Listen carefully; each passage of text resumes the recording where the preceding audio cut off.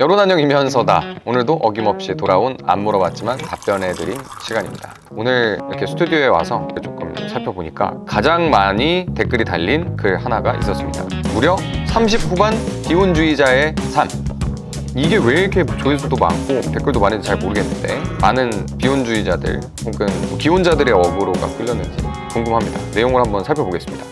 곧 40살인데 강경 비혼주의자였고 결혼 안 한 것도 잘했다고 생각하고 후회하지 않는데 예전보다 뭔가 무료하고 재미없다. 당연한 거지만 친구, 지인들과 연락도 만남도 대화도 거의 없어지고 나도 귀찮아서 만나자 그러면 핑계대고 집순이라고 하신 거 보니까 여자분인 것 같습니다. 이러다 고독사 할 것 같은 기분이라는데 이렇게 살아도 되나 싶다. 비혼주의자분들 잘 살고 있나요?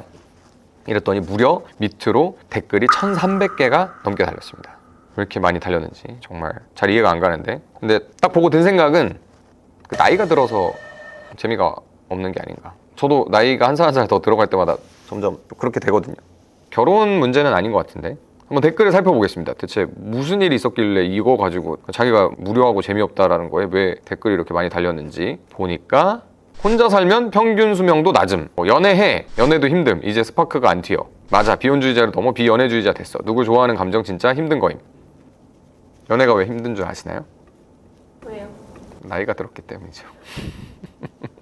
뭐 다른 의미가 있는 건 아니고 원래 나이가 들면 들수록 뭐 호르몬도 떨어지고 그런 거 아니겠습니까? 그리고 다양한 이제 삶의 복잡함이 생기기 때문에 나이 들면 연애가 당연히 힘들어지죠. 신체적으로도 나이가 들면 서로가 덜 매력적이지 않습니까? 그러면 이제 뭔가 더 그런 빠져드는 사랑을 하기가 더 어려워지는 게 저의 의견이라기보다는 그 자연의 섭리가 아닌가 생각합니다. 근데 여기에 이제 이런 것 때문에 이제 댓글이 엄청 많이 달린 것 같은데 최악의 세대 80년대생 여자 그랬더니 바로 작성자가 네가 뭔데 80년대 여자 후려치냐고 엄청 싸우고 있습니다. 근데 자꾸 이런 공격이 들어오네요. 여자는 늙으면 다 독신 후회하더라 이런 댓글. 저번에 남자 비호는 댓글 2개던데 여기는 왜 이렇게 관심들이 많냐. 왜 그럴까요? 그러니까 약간 이런 게 있지 않나요? 인터넷 커뮤니티에서 뭔가 비혼주의 여성을 비난하거나 좀 조롱하는 그런 게 분명히 있지 않나요?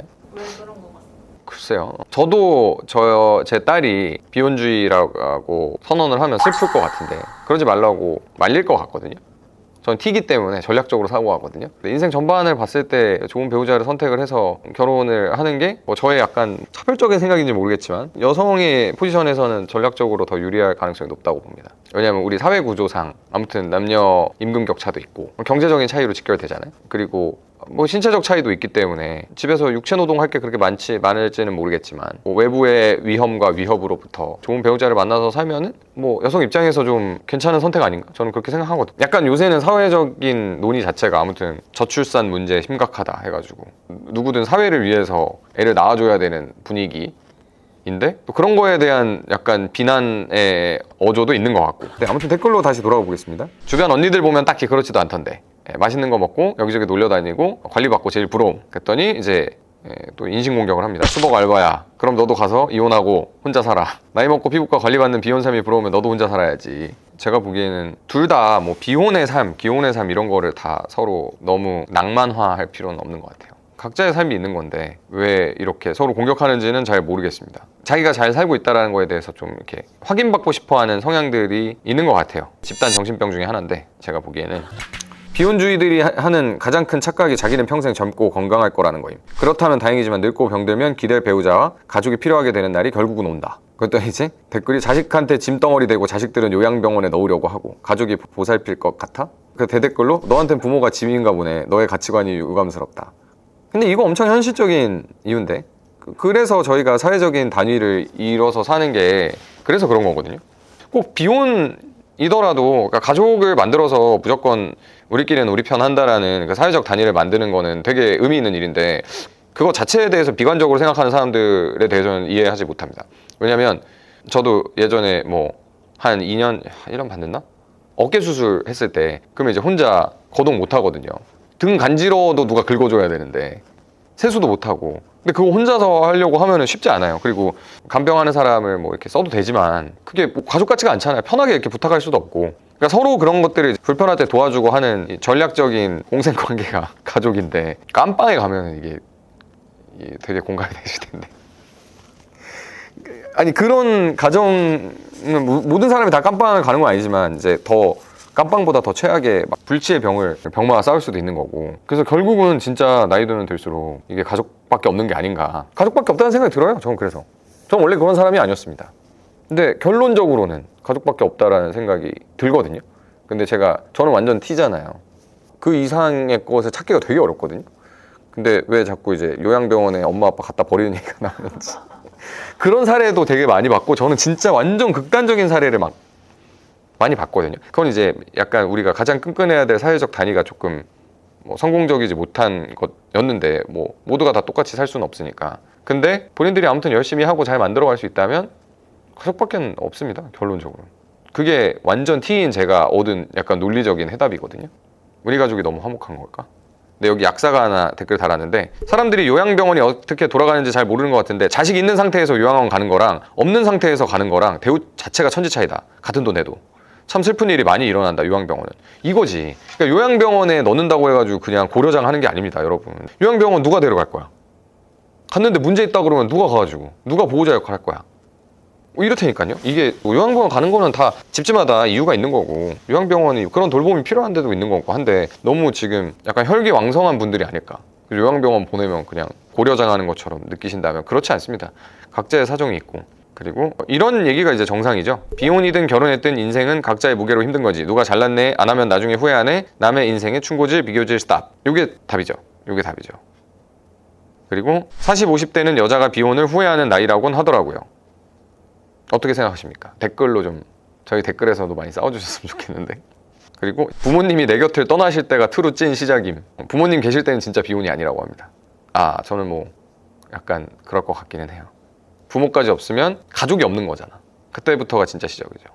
그런 측면에서 보면은 약간 배우자가 있는 것보다는, 배우자는 헤어지면 남이니까, 그것보다는 자식이 있어야 되는 게 아닐까요? 저는 유자식인 입장에서 그렇게 하면 너무 편향적이지만, 물론 이제 우리 애들이 날 고려당할 수도 있는 거지만. 안녕히 계세요, 여러분. 여기 진짜 이악 물고 쓴 게 있는데, 직장인으로 살다 보면 비혼 독신 1인 가구로 연애도 없이 평생 산다는 건 상상할 수도 없을 만큼 비참할 것 같은데, 남들은 그냥 조용히 잘 사는데 자칭 강경 비혼주의자들은 나 행복하다고 온 동네 소문내고 전시하는 것만 봐도 행복하다고 주변에 과시하면서 정신승리하고 싶은 거예요. 과시는 곧 결핍이기 때문. 인간의 가장 근본적인 본능은 애써 정신승리해봤자 호르몬 때문에 무조건 불행할 수밖에 없습니다. 틀딱 꼰대라고 하겠지만 솔직히 진짜 신념형 비혼 뭐 1000명 중에 1명 될까? 생물학적으로 수억 년간 종족 번식의 본능까지 나왔습니다. 뭐 이렇게까지 얘기할 건 아닌 것 같고요, 제가 보기엔. 근데 비혼을 하려면 제 생각에는 돈이 많아야 돼요. 돈이 많아서 관계를 돈으로 살 수 있을 정도여야지만 내가 후회하지 않는 비혼을 할 수 있을 것 같다는 생각이 듭니다. 저는 뭐 비혼주의자는 아니고, 저는 기혼자이지만 제가 비혼을 엄두를 못 낼 것 같은 이유는,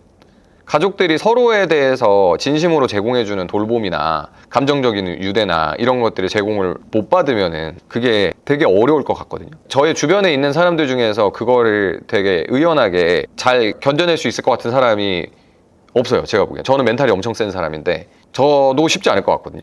그리고 뭐 우리가 불로장생을 누리면서 항상 젊음을 유지해, 항상 멋있어, 막 그래도 여자친구 계속 바뀌어. 레오나르도 디카프리오야. 뭐 그렇게 살 수 있으면 좀 인생의 코스가 다를 수 있을 것 같은데, 그게 아니라 나이 들면 늙어가지고 서로 찾는 사람도 없어지고 냄새 난다고 옆에 오기 싫어하고 막 이렇게 될 거 아니에요.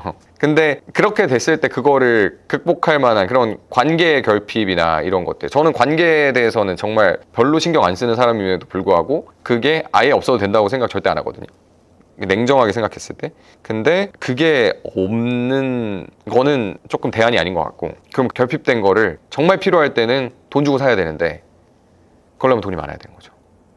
진짜 직장인으로 살다 보면 비혼 독신 1인 가구로 연애도 없이 평생 산다는 건 상상도 할 수 없을 만큼 비참한 것 같다. 뭐 저는 이거에 대해서는 공감합니다. 그래서 멋진 비혼은 돈이 많아야 된다. 돈 미세죠? 기승전 돈. 팩트는 독일은 싱글세 50% 가깝다. 무자녀세, 가칭 미래세 50% 부과. 이거 뭐 진짠가요? 독일은 싱글세는 없는데 결혼하면 세부담이 확 줄어든대. 그럼 마찬가지로 그럼 똑같은 거잖아. 그런가요? 사실상 똑같은. 그러니까 이제 결혼을 장려하는 게 이유가 있죠, 사회적으로는. 어쩔 수 없습니다. 사회적 단위를 기본적으로 이뤄주고 거기에서 셀프 컨트롤들을 조금 하고 잘 살라는 거죠. 뭐 그렇다고 이제 사회적으로 바람직한 걸 안 한다고 해서 그게 도덕적 비난의 대상이 될 수 있는가에 대해선 아직까지는 약간 우리 사회적 분위기는 시기상조인 것 같고, 근데 벌써부터 이렇게 공격하는 사람들이 나오는데 이러다가 뭐 너무 사회 붕괴가 일어나고 구조적인 붕괴가 일어나고 하면은 분위기가 더 바뀔 수도 있겠죠. 지금도 출산 많이 하면은 자식 많으면은 약간 박수 쳐주는 분위기잖아요. 옛날이랑 완전 다르죠. 이제 직장에서 예를 들어서 자녀를 셋을 낳았다. 그러면 예전에는 자꾸 출산휴가 하면서 도망간다고 막 그랬을 거 아니에요. 근데 요새는 분위기가 전혀 달라가지고 그냥 그것 자체가 애국이다 라고 생각하는 그런 분위기로 바뀐 지가 불과 한 10년이 안 되지 않았나요? 약간 까방권처럼 그렇게 됐는데 약간 그거에 대한 반대 측면에서 계속 비혼으로 사는 사람들에 대한 사회적 비난이 더 가해질 수는 있겠죠. 사회적으로 더 바람직하게 쫓는다고 하면 그러니까 개인의 그런 것들을 존중해 주는 것과 사회적 유지에 대한 기능적인 부분에 대한 사회적 합의 이런 거는 그 어디선가 서로 중간에 균형이 맞는 거 아니겠어요? 그렇다고 하면 점점 더 비난받게 되는 거는 어쩔 수 없는 흐름인 것 같긴 합니다. 뭐 저는 비난할 생각은 없는데 여기서 지금 나오는 비난 댓글들을 보면서 느낀 거예요. 근데 제가 약간 갖고 있는 의문은 왜 이혼주의자는 없는 걸까? 그죠? 얼마 전에 홍진경 씨가 이혼하면서 아무 문제 없는데 그냥 나는 뭐 그게 더 행복한 것 같아서 이혼했다 뭐 그런 선택도 있을 수 있는 거잖아요. 뭐 그런 다음에 다시 또 원하면 또 결혼할 수도 있는 거고 그게 왔다 갔다 이제 돼야 되는데 사회 제도가 되게 경직적이라는 생각을 해요. 특히 여기서도 이제 나오는 게 재산 분할 이런 것도 댓글에 나오거든요. 근데 약간 부양의 목적으로 재산 분할을 무조건 반절을 해주고 뭐 40%를 해주고 뭐 이런 식으로 이제 제도가 짜여 있는데 오히려 그래서 결혼을 더 못하는 사람들이 많아지는 것 같아요. 제가 보기에는 제도 하나에다가 이제 다 몰아놔서 결혼을 하고 하면 경제적으로 더 풍족한 사람이 결혼을 엄청나게 망설일 수밖에 없는 그러니까 이혼주의자 처음부터 이혼주의자는 없겠죠. 처음부터 이혼을 막 해야겠다 이런 사람은 그러려고 결혼하는 사람은 없겠지만 아니 나 해보고 좀 마음에 안 들면 이혼 해야지 라고 생각하는 사람도 있을 수 있잖아요. 근데 그런 사람들에게도 조금 더 선택을 자유롭게 할 수 있는 제도적인 측면이 보장이 돼야 되는 거라고 저는 생각을 하고 그래서 뭐 결혼한다고 무조건 행복해지는 것도 아니고 이혼한다고 무조건 불행해지는 것도 아닌데 보통 이혼을 하면 더 행복하지 않겠어요? 그걸 못 견뎌가지고 이혼을 하는 거니까 1300개 댓글 10분의 1밖에 못 읽었습니다. 근데 제일 제가 내리다가 제일 인상 깊게 본 게 이거였습니다. 왜 그래서 못생김이 느껴지지? 못생으로 나 이럴 줄 알았다. 못생으로 검색해보면 몇 개가 나오나요? 열쇠. 그러지 마십시오. 작성자 얼굴을 보셨나요 여러분? 왜 그러시는 거죠? 그러니까 우리나라는 이거 외모로 차별하는 거 법으로 금지해야 돼요. 어차피 법으로 금지해도 차별이 있을 건데 너무 이걸 대놓고서 이렇게 해가지고 서로가 서로를 고통스럽게 만드는 경향이 있고 다 같이 집단 정신병이 더 심해지는 경향이 있습니다. 그래서 이거 법으로 저는 강력하게 입법 촉구합니다. 못생김 차별 금지법.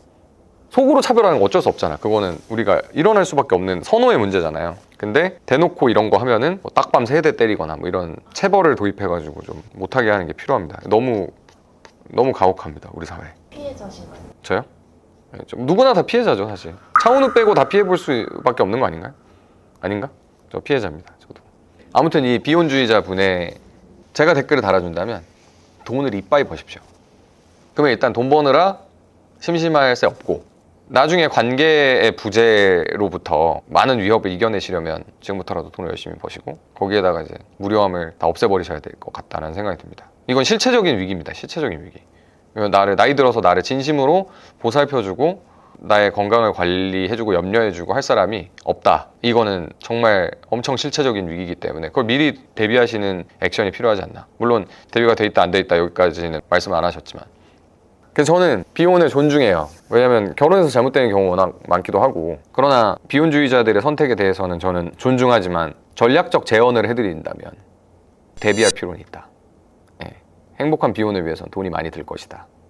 왜냐면 사람의 몸뚱이가 이제 한 100년 살기 때문에 그 기간 동안 다 비혼이라는 행동 강령을 강하게 유지하면서 혼자서 딱 유지해 나가려면 그러니까 비혼이어도 저는 가족은 필요하다라는 생각하고 있습니다.